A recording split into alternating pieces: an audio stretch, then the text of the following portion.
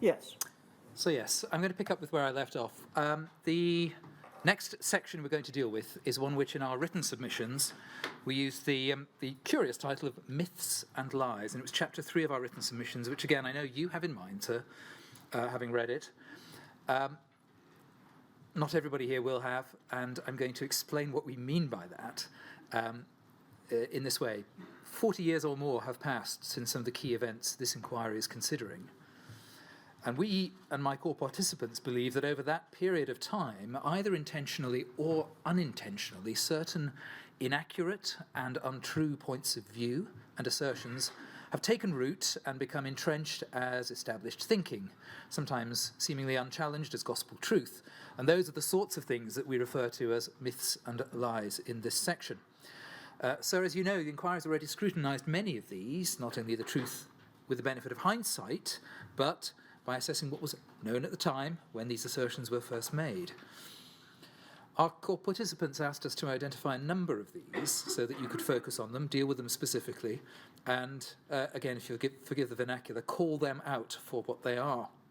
It is important to our core participants as part of the function and purpose of this inquiry that the record is set straight on these issues unequivocally and finally. Again, sir, I approach this on the basis that you invited us not simply to regurgitate evidence to you, but to focus on the conclusions we invite you to draw. So just to summarise or to identify the sort of things I mean as myths and lies, I will list them, and then we're going to look at two of them in a little bit of detail, and then in 16, 17 minutes' time, I'll hand over to Mr. Cummins. The sorts of things we're talking about, sir, I know you will have read, are the often promulgated story, you heard it from Lord Kenneth Clarke, all this was just unavoidable. We're clearly, very clearly, inviting you to conclude that that is simply untrue and inaccurate. It was not unavoidable, it was not in the best line with the best possible standards of the time. Again, other examples of myths and lies which have taken hold, that factor concentrates were essential. And again, so that's harking back slightly to what I call the narrative of necessity in our opening. And we'll come back to look at that in a little bit more detail in terms of consideration of the respective merits and demerits of cryoprecipitate as against factor concentrates. There are some substrata to that factor concentrates were essential. One is the oft-repeated story that haemophiliacs would die if not given concentrates, and you saw that played out through the evidence of Lord Glenarthur, Lord Clarke, and others whose understanding was that any move away from concentrates would be fatal for a very large number of haemophiliacs. Another aspect of the cryoprecipitate story is that it is often said it wouldn't have been desirable to go back to it.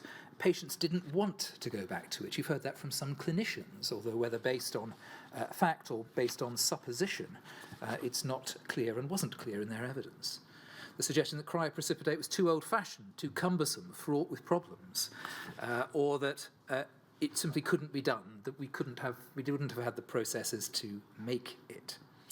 So that's part of the cryoprecipitate bundle of myths and lies. Others, though, are that patients themselves were aware of and chose to run the risk of concentrates. We've talked about that already, so that scarcely needs to be said to be dismissed. That there was no conclusive proof of the link between blood products, and HIV infection. Now, that's a very big story, which, as you know, you heard and was examined in detail by counsel to the inquiry with Lord Clarke and others as to how that line to take of no conclusive proof was maintained for so long and in such a misleading way. Tying in partly with what I told you was what I suggested was the first lie or myth, that this was all unavoidable, is that another one is the risks of virus in concentrates weren't known. Those two tie together, and I'll deal with those together in a moment. Another oft-repeated one is that there would have been insufficient blood donors to have done anything else. And we see that turned into an assertion at several stages, that there were fear that we couldn't restrict the groups of those who could donate when surrogate screening was being considered for HCV and so on. Lord Owen, his evidence to you was that as far as he was concerned, he believed sufficient voluntary donors would step up. And there is, in fact, no cogent evidence at all to support the suggestion that there would have been insufficient blood donors had a different course been taken. Other myths and lies: it's not been possible to offer compensation because legal liability has not been admitted. Suggested that we couldn't do it because legal liability had been admitted in the Republic of Ireland, but Mr. O'Mahony, in his evidence, told you that was not so. A proper compensation scheme was set up there, despite the non-admission of legal liability at the time. Further myths and lies: that haemophiliacs were fully compensated by the combination of the settlement of the HIV litigation and the funding of the MFT. We know that simply not to be true. A simple cursory look at the figures, and your record of the evidence shows that. Another, that no-fault compensation simply could not be paid for fear of setting a precedent. Again, Lord Waldegrave, David Mellor, and others expressed the view that no-fault compensation could indeed have been paid, Lord Waldegrave explaining that it might indeed have been in the government's interest to show that it was capable of moving with the times, understanding concerns, and making an exception to a general rule. One more before I come back to the detail of two of them is that throughout the last year or two or three or four the inquiry has been going, the government has provided support for all of the affected and the bereaved. And sir, again, you know, but we invite you to record specifically, that is simply not the case. Parents who lost children, children who lost parents, adult carers for their own parents, for example, are all excluded from current support schemes, or from at least the majority of them. But I'm going to dip back into, very briefly, two of the myths and lies. The first is the combination of the lie that this was all inevitable and that the risks in viruses weren't known. Now, again, sir, I'm very mindful indeed of not regurgitating back to you the evidence that you have heard. So, sir, others have tracked it through, and perhaps in a little more detail than we did in our written submissions. So it's simply to summarise the position for those listening. In this way, we go right back to 1946. So as you will no doubt recall yourself, the British Medical Journal article linking serum hepatitis and pool sizes. Nothing has changed in the science since 1946. The science has always been that for jaundice or hepatitis, the larger the pool, the greater the hepatitis risk. So the basis of any assertion that there was no risk obvious, or it was all unavoidable, depends on using a product which is derived from large pools. If you don't do that, the risk's gone. So that's the foundation for that argument. We then would take you through a series of steps, all of which I'm sure, so you'll be familiar with, so I simply say them so they're recorded on the transcript as being the way in which we see the knowledge of non-A, non-B developing and of its seriousness. The next step we would particularly refer you to would be Rosemary Biggs's letter of August 1967. We've mentioned it earlier, but warning that the market would be flooded with US commercial concentrates from more than 1 million donors a year. I don't think that's an individual pool. I think that might be the totality of the donors in the States. And that if we in the UK did not get our house in order, we would be obliged to buy it from the States. It was extraordinarily prescient in 1967. It is, in fact, one of the underlying keys to the scandal of what happened. The next we would take you to, and again, so I'm sure we'll have all the references. If not, we'll provide a short list of them in due course, is an April 1974 letter from Judith Poole at the Stanford Medical Center in California to the United States government when they were considering relaxing their national blood policy. She described it as a new national blood policy that in no way requires or even encourages volunteer blood for this purpose, but assumes the continuation of what she described as dangerous, expensive, wasteful, and unethical purchase of plasma by pharmaceutical houses to provide this therapeutic material. So even in 1974, clear references to the danger of going down this route. We then have, so as you well know, the Prince paper in The Lancet in August 74, identifying non-A, non-B, linking a significantly greater incidence of non-A, non-B to blood from commercial sources. We have, in January 1975, again from Stanford University Medical Center, Garrett Allen's letter of the 6th of January 1975. And simply, if I may, to read out loud so that, again, we're in the public domain. He says this in the midst of his letter. He's talking about a particular product, Co9, factor 9 product produced by Cutter And he said, as you know, Cutter's product Co9 for factor IX deficiency has proved extraordinarily hazardous. A 50 to 90% rate of icteric hepatitis developing from it. About half of these cases prove fatal. Cutter's source of blood is 100% from Skid Row derelicts, he says. Just as a matter of interest, what am I to make of the opening three words? Dear Dr. Make. As you know. Aha. Yes. Is that the same as an advocate saying, you must have read this, you must know this, or which may or may not be true, or is it actually referring, can I infer from that Maycock did indeed know? I think you can infer, because I talked about Judith Poole a moment ago in the letter from April the previous year, April 1974. Judith Poole was, I think, undertaking research in Stanford, or had been based in Stanford and researching in Great Britain. And in this letter from Dr. Garrett Allen, he talks about his understanding from Dr. Poole about the preparation. He says, it's been many years since I last corresponded with you, so it can't be an immediately preceding piece of correspondence. But the as you know, I suspect, is speaking of that which was common knowledge, would have been or should have been common knowledge at the time. So it's either specific knowledge to Maycock, or more likely you submit, likely to be him reflecting common knowledge. Yes, I do.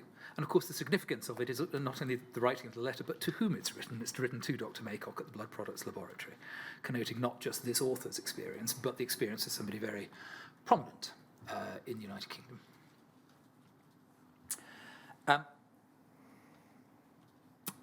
Moving from that letter, if I may, we then would, the process progresses through Dr. Krask's Lancet article in 1975, where he says treatment with factor VIII concentrates exposes the patient to a higher risk of contracting transfusion hepatitis. Cryoprecipitate, in which each bag is made from 1 or 2 donations, carries a relatively low risk of hepatitis. Distinguishing here, commercial factor VIII concentrates, which are prepared from pools of 2 to 6,000 litres of plasma, obtained by plasmapheresis from paid donors, would be expected to carry a much higher risk of transfusion hepatitis.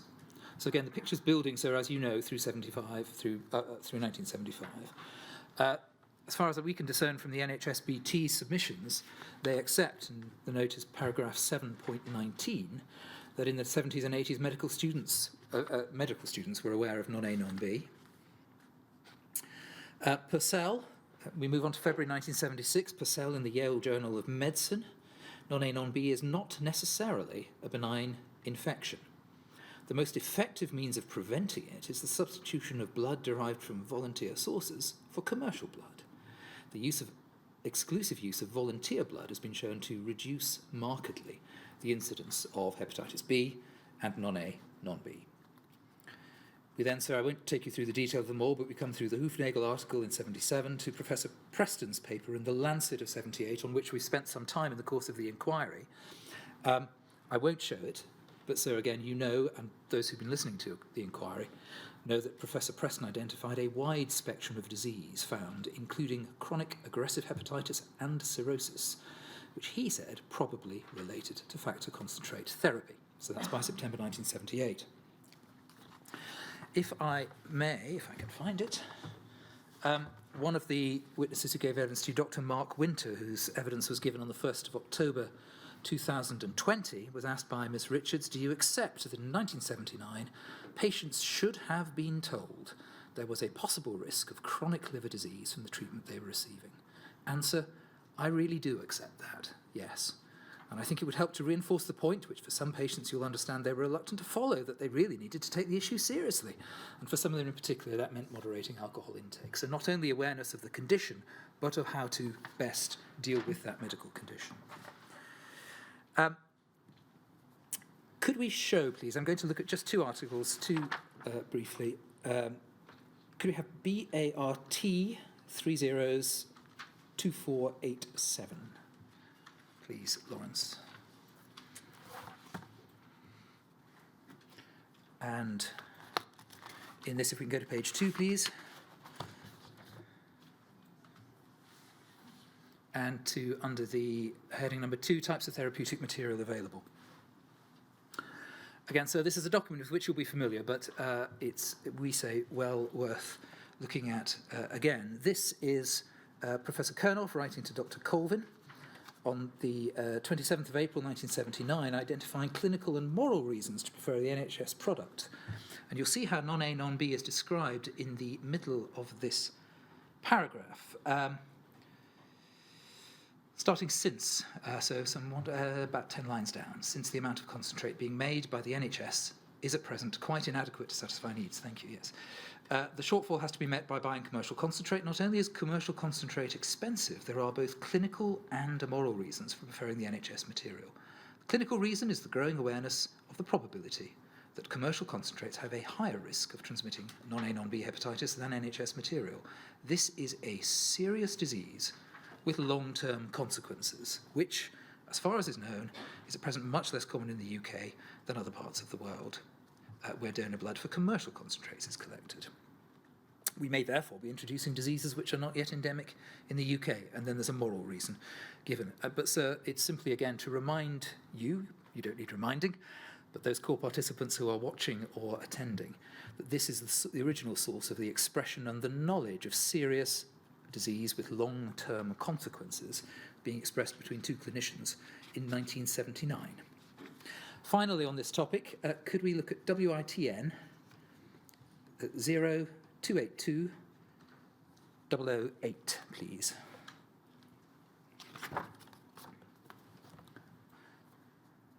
This takes us to September 1980. It's a memo from Dr. Walford in the Department of Health. We don't need to look at it, but we can see that from the second page. She talks about the severity of non-A, non-B hepatitis in the third substantive paragraph, starting at "I must emphasise." And she says this in September 1980, "I must emphasise that 90% of all post-transfusion and blood product infusion hepatitis in the USA and elsewhere is caused by non-A, non-B hepatitis viruses, which, unlike hepatitis B, cannot at present be detected by testing donor blood. This is the significant part. This form of hepatitis can be rapidly fatal, particularly when acquired by patients with pre-existing liver disease, or can lead to progressive liver damage. It can also result in a chronic carrier state, thus increasing the pool of those with viruses in the community." So this is September 1980. This is the Department of Health itself, and a recognition of the utmost seriousness of the condition of non-A, non-B hepatitis. So that, we say, entirely counters the lie that all this was inevitable and that risks weren't known. The second lie to deal with very briefly is the one in relation to the suggestion that factor concentrates were essential because haemophiliacs would die without concentrate. Reverting to previous therapy through cryoprecipitate was neither desirable for the clinicians nor for the patients, and that cryoprecipitate was too old-fashioned and cumbersome to be used. We've dealt with this in our written submissions, but broadly speaking, we suggest this, that pharmaceutical companies push the convenience aspects of concentrates and gave them too great an emphasis for both patients and for hospitals. Some clinicians themselves gave their own hospital convenience too great an emphasis. And we note also that other recognised legal representatives suggest that commercial ties to pharmaceutical companies either consciously or subconsciously influenced clinicians' decisions to remain on concentrates and not revert to cryoprecipitate. We invite you to conclude that cryoprecipitate was in fact effective. It was preferred by prudent clinicians. Probably is worth showing one document even for the sake of taking a minute over it. DHSC 00 43164 _ 068. At page 4, please. This is part of, so we talked about it earlier, and you'll no doubt recall it, Professor Savage's report on one of Susan Hallwood's boys. And it's simply the middle paragraph there, in the late 70s and 80s. The majority, so not simply the 1980s, the late 70s and early 80s, the majority of UK paediatricians treating infants and children with severe haemophilia considered cryoprecipitate obtained from single blood donations to be the therapeutic product of choice. But if not available, NHS factor VIII concentrate should be used. So an extremely reputable clinician identifying not only his use, but suggesting his knowledge of others' use in that way, which itself indicates that it was desirable for clinicians, it was desirable for patients, and it was not too old-fashioned or cumbersome to be used. I had hoped to be able to show you on screen 3 papers falling in the period between the mid-1960s and the early 1970s, in which the authors recognised the use of cryoprecipitate as being both effective and efficient. We've realised we don't in fact have those loaded onto the system, so I can only apologise for that, and I will provide you, of course, with references for them in due course. But simply so that you know what they are those papers which we have referred to in paragraph 98. Paragraph 98, pages 28 and 29 of our written submissions. A series of papers in the United Kingdom, in the British Medical Journal, including one in September 1967 in a Canadian journal, emphasising that cryoprecipitate could be used very effectively at home and prophylactically, even for a 19-year-old with severe haemophilia. British Medical Journal of December 1967, noting it had been possible to teach the patient, a 21-year-old with less than 1% clotting factor, to administer his own cryoprecipitate, and from intermittent doses, on alternate days, it would appear the course of his disease has been reduced from one causing major to one causing minimal incapacity, was the view of the author. And indeed, an American paper in the late 1960s considered it to be safer than pooled products, a paper by Cook and others, identified it as being as effective as commercially available concentrates, able to be prepared easily and economically, and that paper contrasted its risk with the risk from commercial concentrates made from pools of 500 to 1,000 units, which, the authors said, appear to be heavily contaminated with the virus of serum hepatitis. So we have a series of respectable, reputable medical papers which, far from giving any credence to the lie that cryoprecipitate was unhelpful or unworkable, said quite the contrary.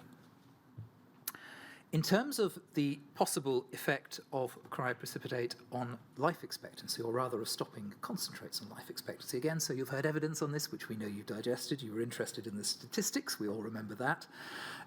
You have in the fractionators report, again, simply to note but not to show the document for the sake of time, EXPG 44 at page 59, the expert fractionators report to you identifies that when cryoprecipitate was introduced, the life expectancy of haemophiliacs increased threefold.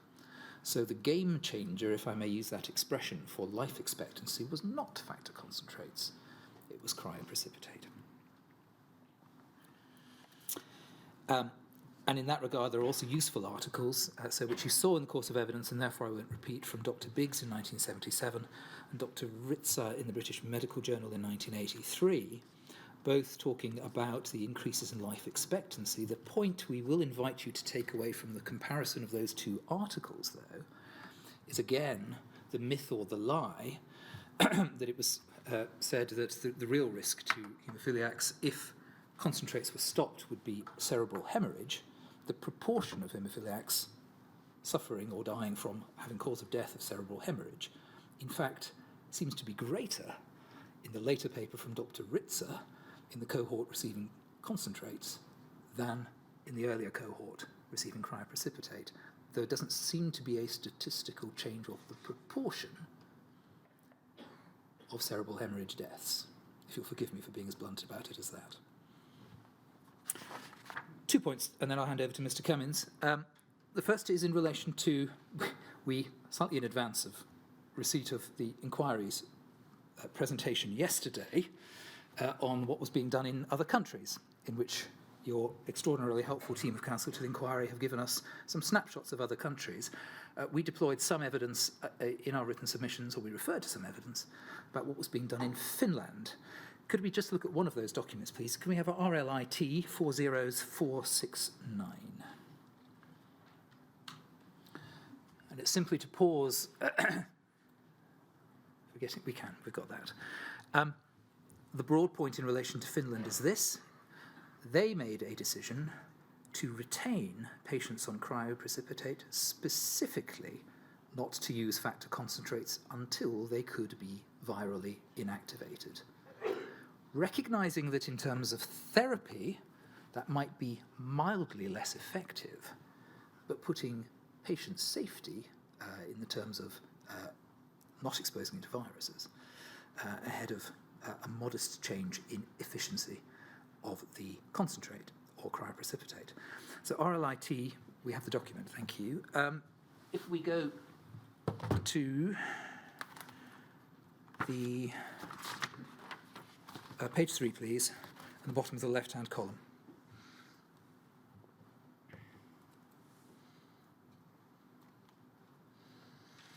It's an article which we simply commend you to read in due course.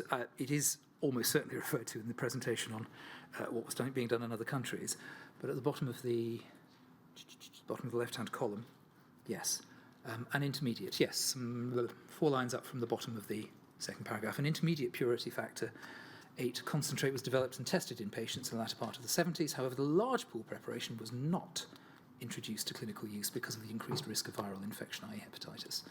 It carries on the low prevalence of antibodies against HIV in Finnish patients with bleeding disorders.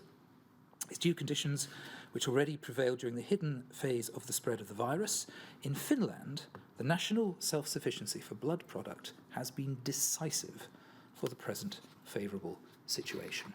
And so we simply say rhetorically, if it could be done in Finland, why not here? And so we'll come to it in due course, but I'm going to hand over to Mr. Cummins in a moment. This history of the myth or the lie relating to it being impossible to stop concentrate treatment and revert to cryoprecipitate puts into the sharpest focus the decision of the 13th of July 1983, at the meeting of the Committee of Safety of Medicine's Biological Subcommittee, where we say what can only be described as an extraordinary decision made to continue importing US concentrates on the basis that reversion to cryoprecipitate wouldn't work. We say that simply can't be substantiated from the material before you.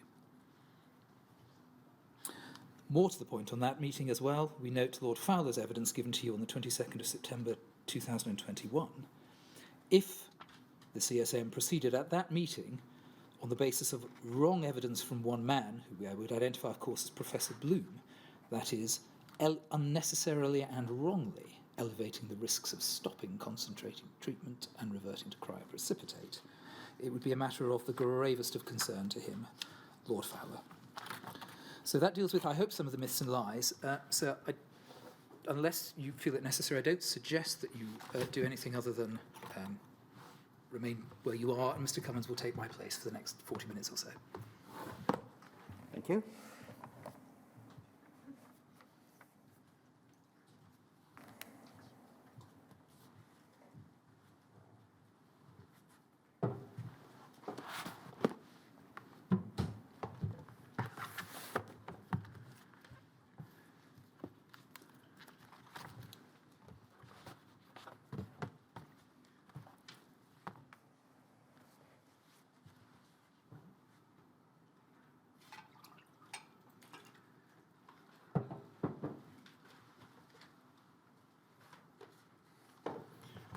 Thank you, Sir Brian.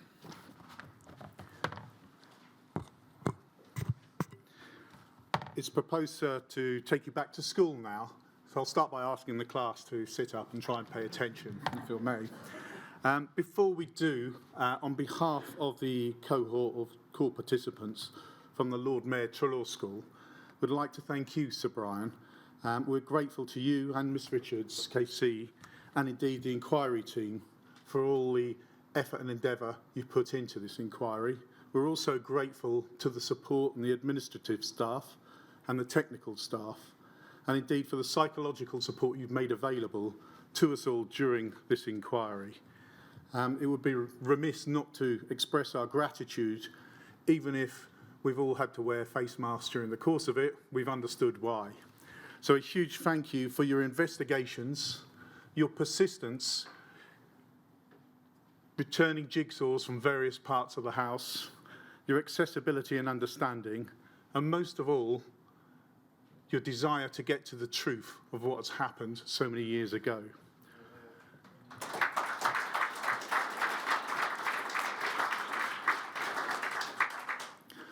I'm also asked by them to thank 3 other groups. First of all, the other core participants. It's been a privilege to meet you all, share experiences with you, indeed on occasions tears and support. It's an indication of the scale of this tragedy, the numbers infected, the lives and families affected has been truly staggering. They asked me to express that the fact that we know none of us are in fact alone in this, and regardless of what campaign group you may be affiliated to or not affiliated to, the united front that's occurred when we've all come together in the face of a common sorrow has been amazing. So thank you for all your support. I'm also asked to thank their solicitors, Collins, Danny Holliday and Des Collins and their staff, and last but not least, their counsel. Stephen Snowden, King's Counsel, for his approachability, dedication and professionalism, and his junior, Dr. Akis Burin, for her empathy and intelligence, and last but not least, the very nice tall chap, who doesn't have a title, but I'm asked to be condoned for appropriate for humanity. So if I may then return you to school and to the evidence that we've heard. Evidence from a history of boys and young men suffering haemophilia against a backdrop of mainstream education with enforced absences, some inconsiderate incidents of bullying, some occasions where they've been marginalised at times. They were offered the chance to undertake a private boarding school education with specialist medical care as part of that package to promote educational improvement. That was an offer that sold itself to many of them. It was an offer for the unsuspecting parents that seemed a godsend at the time. So Brian, you may recall the Prince of Morocco in Shakespeare's The Merchant of Venice when he chooses his casket and he opens to read the scroll inside that says, "All that glistens is not gold. Oft have you heard that told." That was the position they were in. Lawrence, can I ask you to put up HSOC 2022908. I've asked for this document, which is from Sister Turk's article in the Haemophilia Society Bulletin from 1981. The reason I've asked this, and page 4, please, Lawrence. Thank you. Is a reminder of what Treloar College was supposed to be about. If we go to the right-hand column, second main paragraph down, we see there Treloar College provides medical and educational facilities for handicapped children, including haemophiliacs. If we go towards the bottom of that second paragraph below, Lord Treloar used his influence to launch a national appeal to provide medical care and educational facilities. We see in the paragraph below it was open since 1904. We can then go down to the paragraph starting, over the years, the types of handicaps have changed. Got that paragraph? You'll see in there in 1970, boys suffering from haemophilia were admitted to the college. Treloar Haemophilia Centre was created. And then bearing in mind this is 1981, the next paragraph, during the last 10 years, the haemophilia unit has grown from a modest side ward in the paediatric unit to a full and busy department, including a separate haemophilia laboratory. And I pause there. That is one of the turning points in this tragic history. 3 medical officers, 4 nurses catering for the needs of 40 to 50 college pupils and 25 outpatients. If we then go over to the next page, please, Lawrence.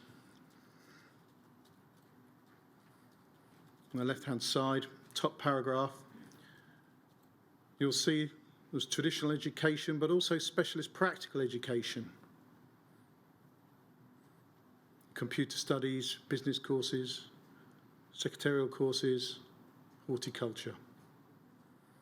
Paragraph below was also a wide variety of sports on offer. And then if we go down to the bottom of that, as well as the teaching staff, there are teams of physiotherapists, remedial gymnasts, house parents and care staff, and an occupational therapist. Excuse me for having one of those who are the Beatles moments, but what is a possum machine? I think you'll have to ask someone who knows that answer. I can find out over the lunch. I'll ask if any of the cohort can assist us with that, or I'll Google it. Thank you. So this is the dream that's sold. Clearly, educational and medical needs were being provided hand in hand. This was the unique selling point of the college that was sold to the parents and the boys. One thing you may have to think about is whether or not this was the same objectives of the clinicians and what the awareness of the staff were as to what may have been behind the curtain of the Wizard of Oz. But this is what the parents and boys were told, and it all sounded fantastic for them. I'm going to ask Lawrence, if I may, WITN 1428001. It's a witness statement from one of the parents, and I'm going to ask you to take us to paragraph 8. Now, the evidence we've heard is of school offers frequently being proposed to the boys by their medical clinicians in concert with the college itself, presumably the school's admission and the local education authorities. So there was that overlap of invitation. But we also had this paragraph from one of the parents. You can see there, in relation to her son, at the age of 9, he had an offer and a placement at Treloar College, Alton. We did not make an application to the school. We just received a letter stating that they would like to offer the son a place. They had a haemophilia centre and therefore were able to administer factor VIII and to attend to medical needs. Prior to this, he went to a normal state school where he had a supportive worker that looked after him. This is odd. It's not said that they knew anything about Treloar College or even that they'd applied to it. One can almost see Harry Potter's owl, Hedwig, dropping off the envelope and the invitation to them.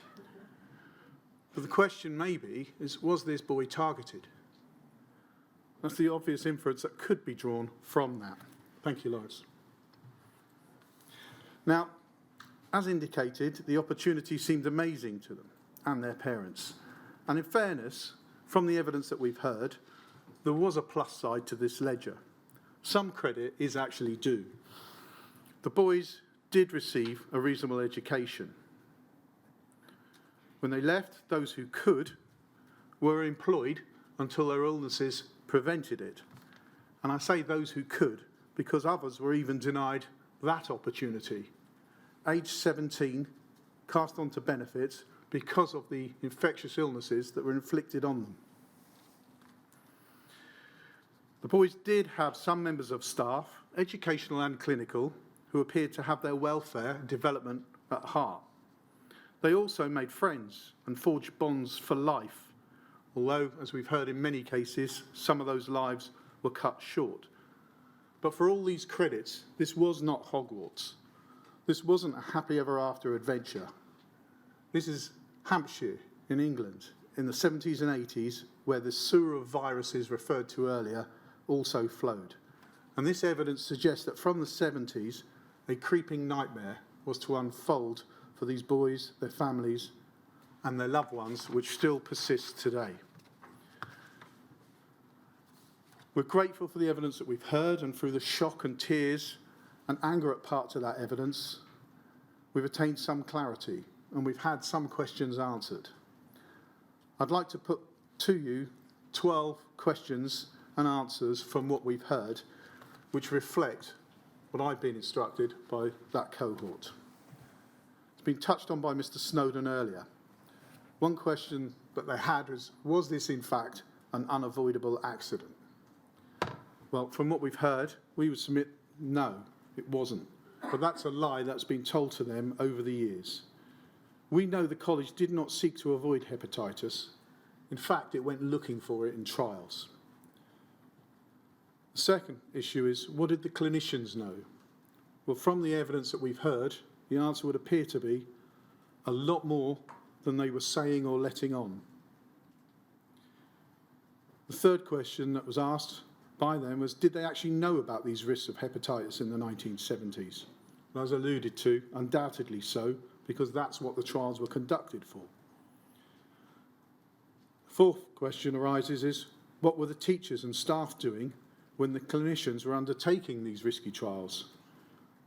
The answer would seem to be they turned a Lord Nelsonian eye to it. Was this willful or convenient? Either way, it was wrong. Could the risks have been reduced? The answer to that is almost certainly. We've seen in one of the trials, batches were restricted and products were restricted. If they could do that in a trial, why could they not do that as part of best treatment? The sixth question arises, was there an excessive use of prophylaxis? Well, certainly so. I would submit to you, sir, that from some of the trials, these boys were willfully given the full cocktail. Were the boys used as human guinea pigs is something they'd often asked. Well, undoubtedly so would seem to be the answer now. When did they know about the risks of HIV? Well, the evidence shows that at the very latest, the clinicians at the college knew about this in January 1983. And as has been touched on earlier by Mr. Snowden, the Heathrow meeting in January 83 would seem the long stop, if not earlier. As for the school staff, we would submit to you that the very latest, the risk of HIV was known in May 1983. And I'll refer you back to an article from The Guardian in due course. The ninth question that's been ventilated is, given what the clinicians knew in early 1983 about HIV, what therapeutic treatments that were used, was that appropriate? Well, the answer seems to be they're almost certainly not. There were lower risk options available to them. And I will in due course take you to the UK HCDO returns for 1983, which in light of what was known are staggering. Tenthly, what's the school stance been then and since? Well, the evidence would suggest one of denial. Even in the closing submissions, they're still hiding behind the clinicians. They're not accepting their responsibility. And this has led to a number of these boys feeling that sense of betrayal persists. So you will be aware of the level of past fatalities. It's at least 74, and I say at least because one cannot keep tabs on the entire group and cohort, but it's at least 74 out of 122. Now, if one bears in mind that 50% at the school were essentially haemophiliacs, we've lost at least 60% of those already. And those who are left, those who survive, are coping with ongoing infections on top of their haemophilia illness. I pause and just think about those statistics for a second. It's been commented that only King Herod had a higher attrition rate of child mortality than what happened at that college. Those boys were told they were lucky. Mr. Snowden touched upon that. Now, they have a clear conflict with this. Yes, they feel fortunate to still be alive, but lucky, winning the lottery is lucky. Not having a serious illness inflicted on you at a young age, which shapes the rest of your life, having the uncertainty of a stolen future. Is that lucky? They resoundingly say no. It's been mentioned to me by one of the call participants that they were meant to leave school with education certificates in their backpacks, with a future ahead of them. But instead, they left with a death certificate. Despite the investigations, an anger still pervades as a consequence of the impacts of what's happened to this cohort. They've left with a strong sense of being exploited by the clinicians, who couldn't wait to utilise what they deemed to be a unique environment. A coagulation laboratory and large numbers of patients available for daily clinical observations. We've read that several times in many of the documents. For anyone wanting to undertake research and study, it was a manna from heaven. They also feel anger and that it's unfair that the man who presided over this tragedy was rewarded with an OBE in 1990. There is anger at the way they've since been treated by the government, the Alliance House organisation, the denials of the college, and having to fight every step of the way to get an inquiry and to get some recognition. There is anger for the lives lost of their peers. That real sense of betrayal by the school, the doctors, and the adults they're entitled to trust. They let them down and they let their families down, and they still continue to do so. We've heard from some a feeling of guilt, survivor guilt. Feeling they shouldn't still be here, but they are. But that anger fuels their fight for those who are not here, and they shouldn't have had to carry that burden.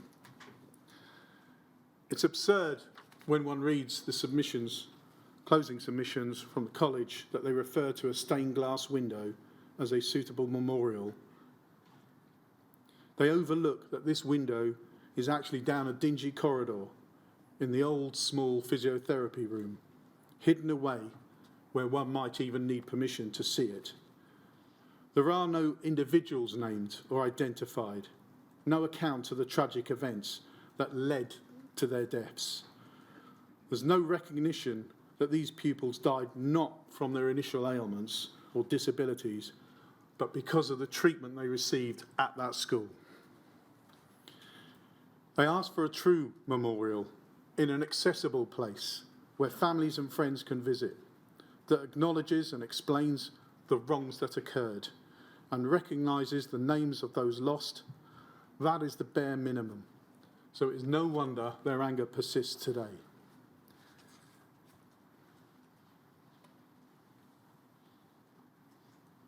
If one takes a step back, I'm going to ask you to consider two aspects on the evidence we've heard. The first is the child vulnerability. Bear in mind the age. These boys were teenagers or pre-teens. They were alone, or if lucky, they might have had a sibling there.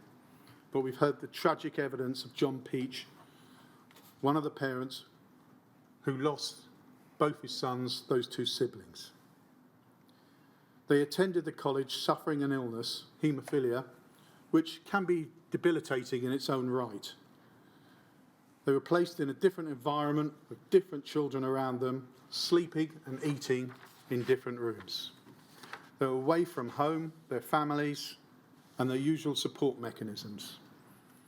We've heard evidence that they would see their parents maybe once or twice a term on leave weekends over those 3 months' terms. And with time, that diminished. They were initially isolated and wholly dependent from a young age, completely dependent on the school and the adults there. That leads into the second aspect I'll ask you to consider, the whole concept of loco parentis. You'll be aware that since the late 19th century, common law has determined that a schoolmaster is bound to take such care of his pupils as a careful father would. Well, obviously that was a comment of its time. It's since been expanded to parents, and we all have to acknowledge everyone needs their mum. It's significant as well that this was a boarding school. As identified above, increased the vulnerability of those boys at a boarding school rather than returning home each evening. The school, the headmaster, the employed medical and educational staff were standing in the shoes of those parents. They were not there to assist the clinicians, nor the pharmaceutical companies, or any medical or scientific research.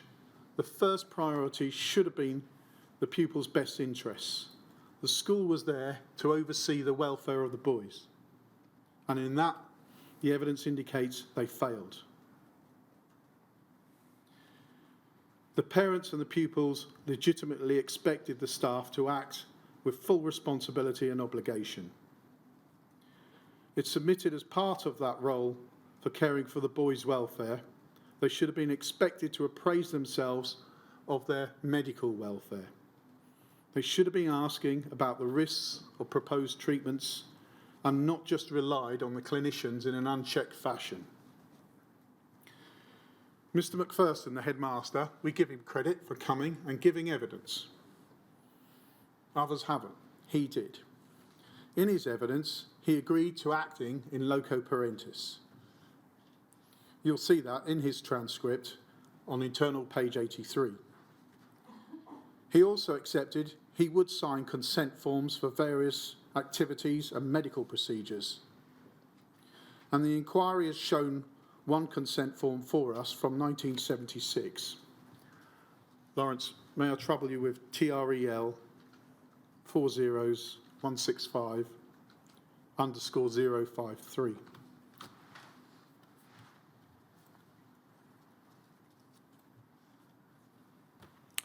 Thank you. And if we see thank you very much, the top of that page, I hereby authorise the school medical officer. I pause there. That's the equivalent of the GP that's employed by the school. Whenever he deems appropriate to discuss with one or more governors and or the headmaster, or in the absence of the headmaster, his deputy or my child's housemaster, information containing the health of the said pupil. We can see how widespread that net is cast in terms of consent. It permeates from the top to the bottom of the school staff. It's express authority to consent, acting under the advice of the college medical officer. It demonstrates the links in the chain, the number of tentacles, and that the staff at the school are as involved as any NHS medical staff. Contrast that when questioned by Ms. Richards, Mr. McPherson later seeking to recant from this position. You will see that in the transcript on page 85. In fact, I think it may have been questions from yourself, sir, where he said, if it was a purely medical problem, then either Pat Tomlinson, who was the medical officer employed by the school, or the haemophilia people would ask the boys to come and would talk to the pupils. Now, sir, the inquiry is entitled to ponder the question, why were staff not attending those meetings as well? Not acting in a parental position. You're entitled to recognise that from the 1970s, Dr. Rainsford, and I'll return to that shortly, was employed by the Trust. He was the consultant haematology.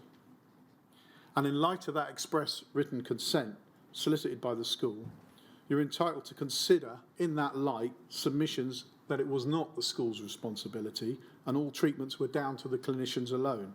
And you're entitled to determine that wasn't the case, and such an assertion is really a colander riddled with holes. Thank you, Lawrence.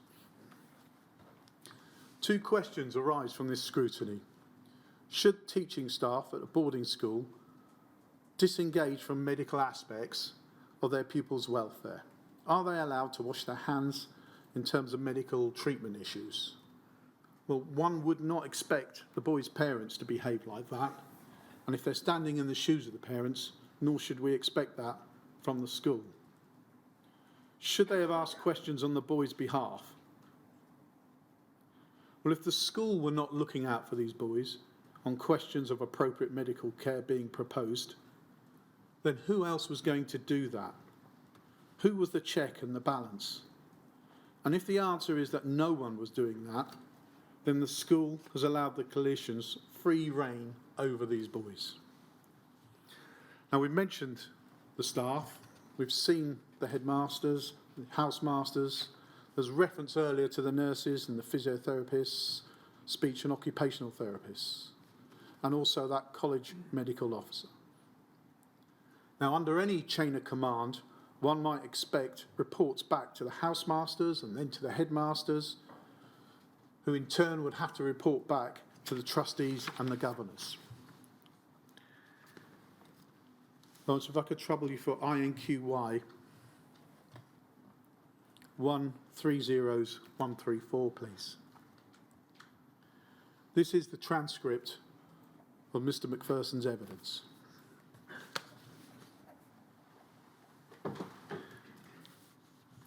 Now, if we go to page 2, first of all, within that, or page 1 of the document, internal page 2 of his evidence. You'll see the exchange in terms of the haemophilia centre. Did you or the school, college or the trust have any oversight?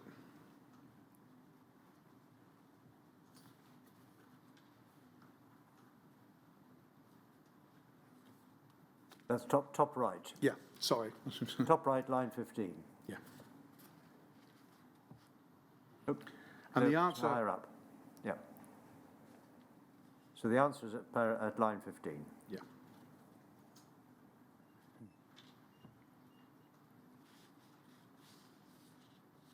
Okay. He said, yes, we did. It would probably never work today, but we were very fortunate.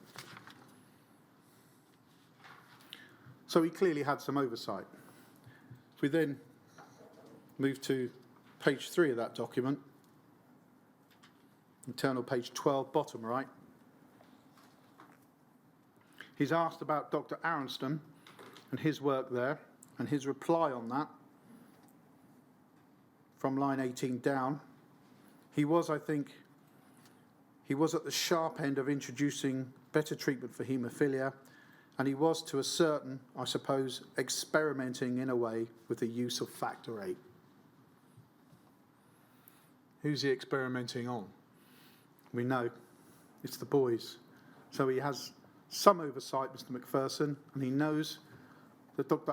Arenston is experimenting. Oh, sorry, Dr. Rainsford. It's the employed rather than the NHS consultant. Thank you, Ms. Richards. If we then move over to page 4, and it's internal page 16, he's then asked about any meetings he had with the medical staff. He starts at line 7 on the bottom right-hand corner, and then corrects himself to say Dr. Arenston on line 10, and he highlights there a weekly chat, coffee once a week, regular meetings, just to say how are things. But sometimes we would sit and discuss something at length. And then on page 5, internal page 17, top left, when asked what he meant by discuss, his answer at line 11 is to say he would be telling me that this is what they were doing, because I had nothing to do with making any decisions in the medical side of running things, but I was usually made aware of what was going on, and I was kept informed. I think very well by the staff. That begs the question of, well, what was the purpose of weekly discussions and keeping him informed if he was never going to act on it or be a safety net for the pupils and their parents? On page 6, over the page, straddling internal page 23 and 24, he agrees he was told about the risk of hepatitis associated with treatment received by Dr. Arenston and the nurse or the sister, and says he had concerns about it and it was a big worry. And you'll see the big worry halfway down page 24, line 12. Bear in mind that the evidence we've heard, Ms. Richards took us through it, was the outbreak of hepatitis in 1974-75, early on in his tenure.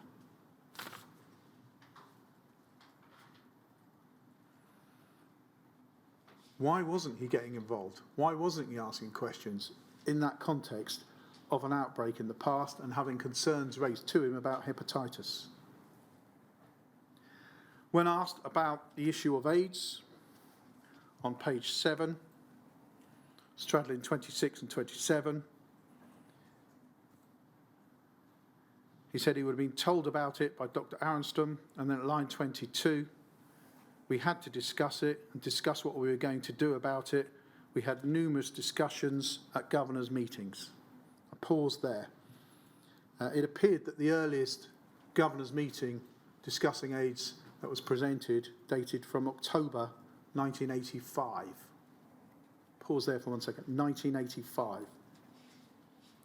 Now, when asked about that, he indicated he first knew about it only then, and that the school was working on the issue immediately. We see that on page 28.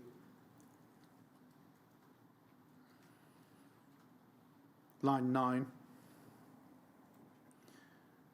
So if, for example, we see it being discussed by the governing body, really, I think, properly for the first time in 1985, is the right inference to draw from that you've been alerted to the problem only relatively shortly before that? Yes, I think so, is the reply he gives. When pushed on that, he's then asked over the page 28 to 29 if he believes that was the first time he knew about it, and he replies, so are you saying that he knew about it, he being Dr. Arenstom, he knew about it for a while and kept quiet about it? His answer is, well, that's one of the matters the inquiry will have to consider. I can't help you with that. Now, is that deflection on his part? Is there another option, perhaps, that they both knew about it and both decided to keep quiet about it?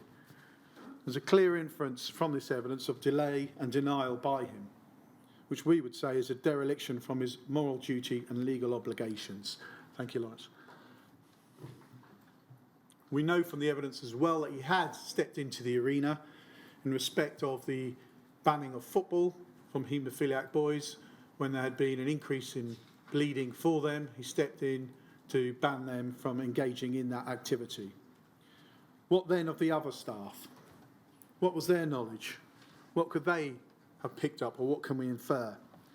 Lawrence, if I can go back to HSOC 0022908, is the Haemophilia Society Bulletin again. If I can take you in that.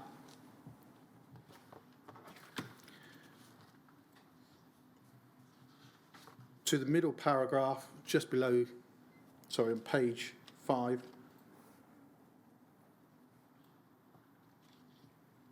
Just below the emblem in the middle. There's reference there to a sick bay area, 10-bedded admission ward for haemophiliacs unfit to school. Thank you. And one of the teaching staff is on duty throughout the day, and the lesson continuity is maintained. Now, any staff attending may ask the question, why is he in the sick bay? What's his treatment, and how long is he going to be here for? If I could then take you to MDIA 5022. This is an article from The Guardian, MDIA 5022. Middle paragraph, our parents are hysterical, said Dr. Tony Arenstom, consultant haematologist. What's the date of this? This is May 1983. Thank you. 4th of May.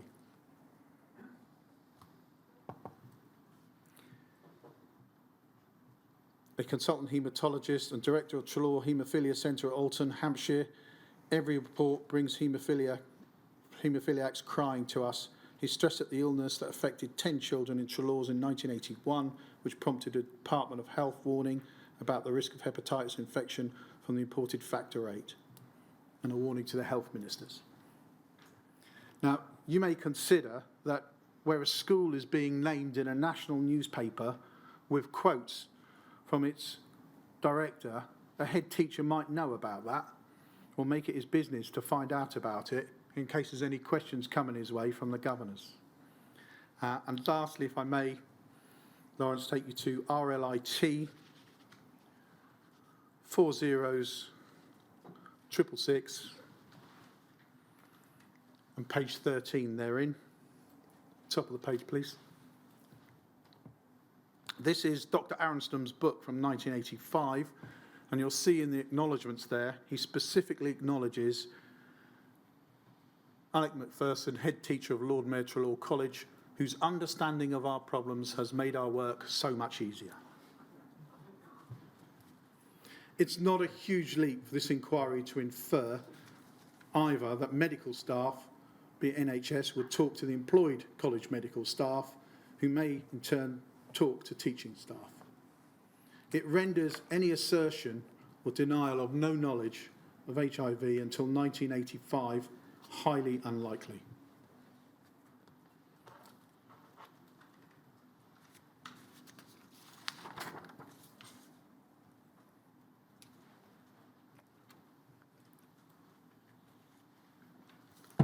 If you're content for me to press on, I'm not all the time. Well, how much more have you got?